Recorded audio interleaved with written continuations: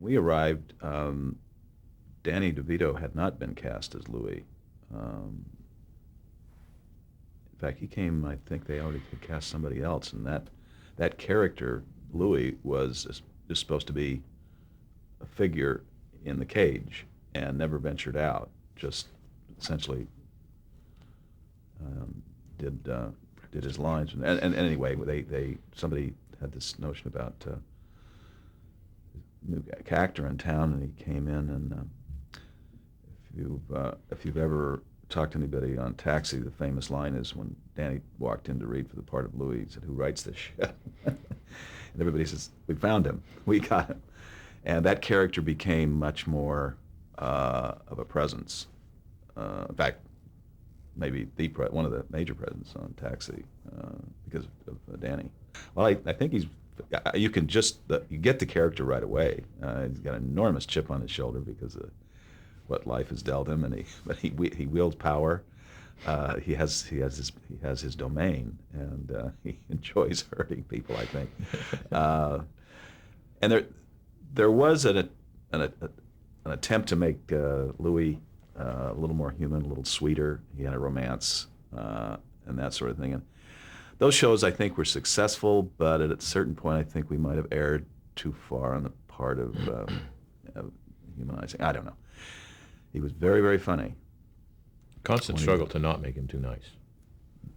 Because that always happens in any series, I think, is over the period of a lot of episodes, you're going to make your mean characters like Carla, you're going to soften them up, and you can't go too far that way or you lose them. Interesting little sidebar about the casting on Taxi is that at one time when we first came over and they were putting the show together, they had offered the part of Bobby to Robin Williams, who they had, Jim and Ed and Stan, I guess, had seen in a nightclub.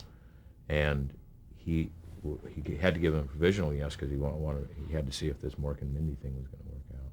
If that had not gone to series, we would have had on the same stage Andy Kaufman, Robin Williams, Chris Lloyd, and Katie barred the door. Been quite a little group. We're talking about Judd Hirsch. Can you describe the character he played? He, as it said in the pilot script, he was the only guy working in the garage who actually wanted to be there. He was too intelligent a guy to be stuck driving a cab, but that was just sort of what he wanted to do. He reduced his expectations in life and was satisfied with it, and was just trying to get along, just trying to get by. And he was the daddy for the rest of the members of the cast. And what was his relationship to the Elaine character? Well, there were hints of romance that never were just hints, intimations. Another thing, I don't know. Was it more of a friendship relationship? I think so.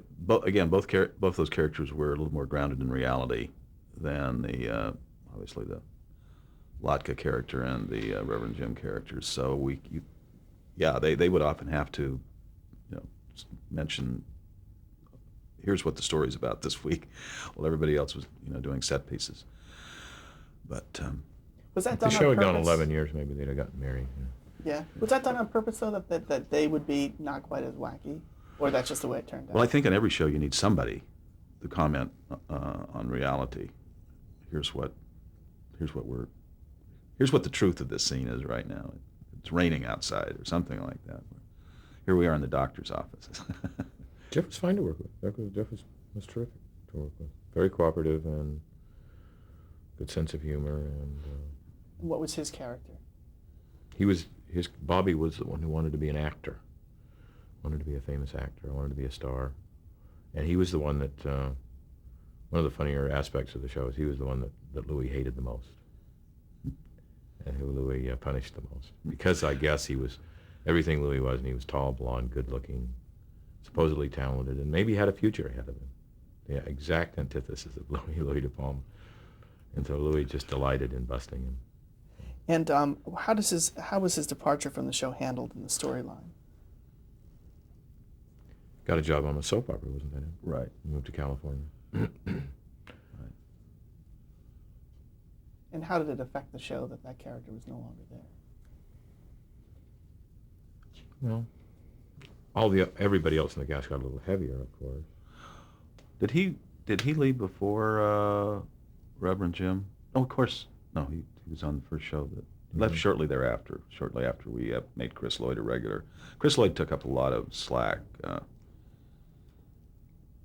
Such an amusing character that I think we overloaded him at a certain point with stories. Certainly with comedy. He was always a go-to person if a scene was dragging. Bring in the Reverend Jim, comment about anything. There was one episode very late in the series, I remember, where every joke was a Reverend Jim joke, and even in the scenes he wasn't in, the other characters were talking about him and doing Quoting him. That got a little. That's a show on its way out. Oh, Mary Lou was great. Terrific. Taxi was like high school. Everybody was in. Speaking of the cast, primarily, but the staff as well. We were all of an age, all fairly young. The age range was fairly close, and there was a party every night. There was after we needed no excuse. Obviously, after every show there was a party. After every shooting, but every night the cast would do something as a group. So like the chain gang in Take the Money and Run. They would all gravitate around together. They became very hard and fast friends, and they were all good people. There was no one was ostracized. But besides the work, there was the play that took its toll on all of us. Were the writers involved in that entree and those parties? Sometimes we didn't have the time, obviously, because Yeah. we were working. But when we did have the time, we joined in, and we were certainly welcome and had a great time.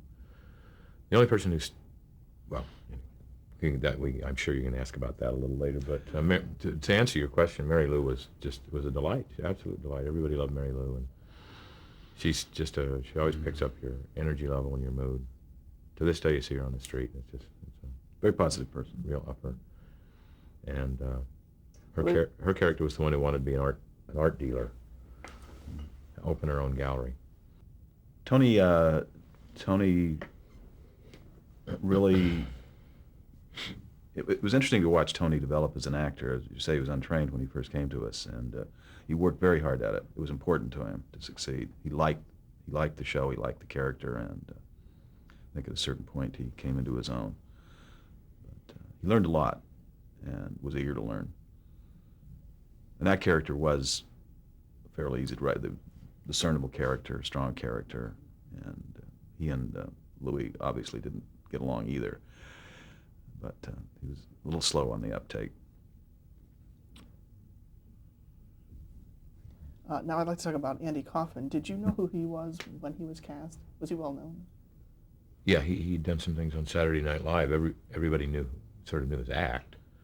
Didn't know about him as a person, but you kind of figured out from his act there was something a little off there. It wasn't a normal comedy routine.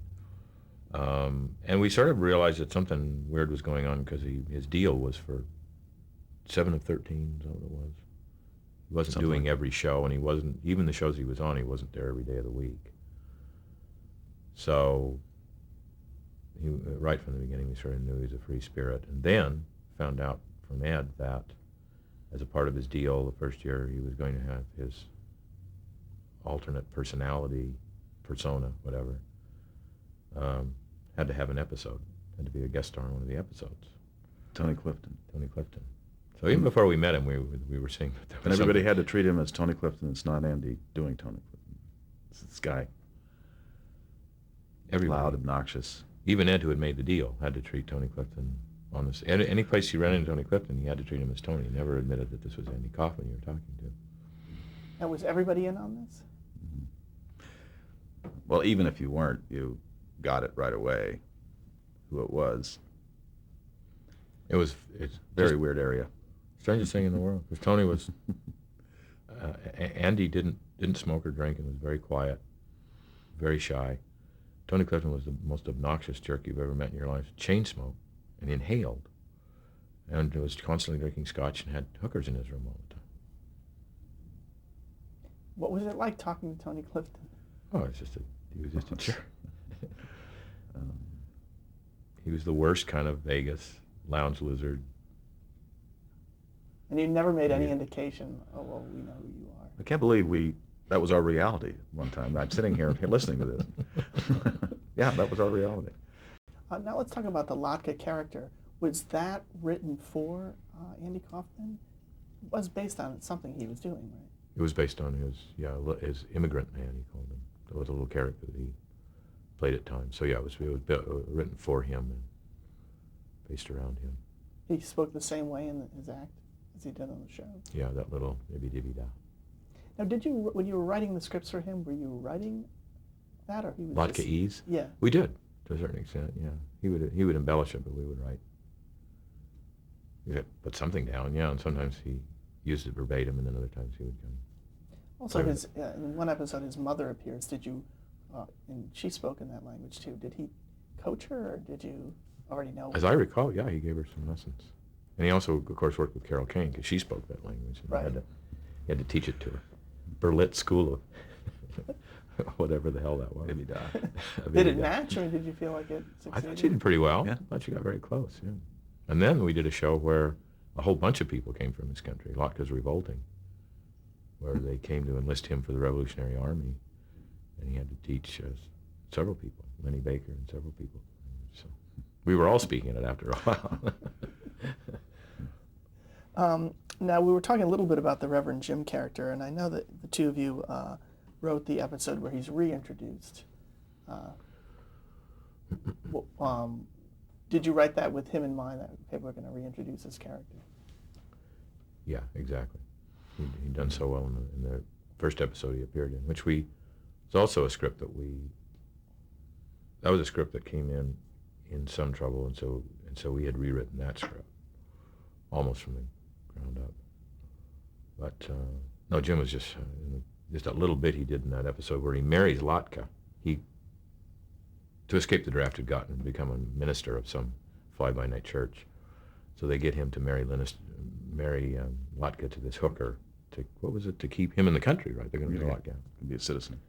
And Jim was great. Chris was great, so we brought him back.